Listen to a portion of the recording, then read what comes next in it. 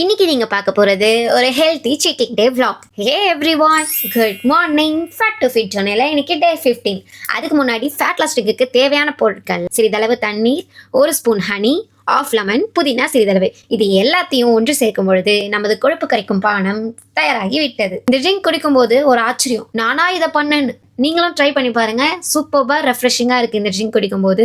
கொழுப்பு கரைப்பானம் குடிச்சிட்டு இன்னைக்கு என்ன பயிற்சி பண்ணலாம்னு யோசிச்சு நடந்ததுல ஏன் நடப்பயிற்சியே பண்ணக்கூடாதுன்னு ஸ்டார்ட் பண்ணிட்டேன். ஆஃப்டர் பயிற்சி வெயிட் செக் பண்ணி பார்த்ததுல இன்னைக்கு 53.10 கிலோகிராம் தான் வந்திருக்கேன். Wow, super change. இன்னைக்கு எங்க வீட்ல அம்மாவோட ஸ்பெஷலான மசால் தோசை தான் செஞ்சிருந்தாங்க.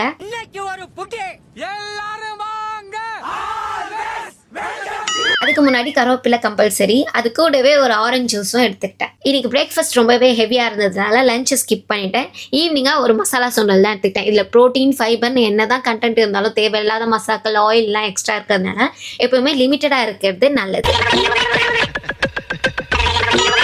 நான் ஜிம் போய் ரிமைனிங் ஒர்க் அவுட்டை சூப்பராக கம்ப்ளீட் பண்ணிட்டேன்.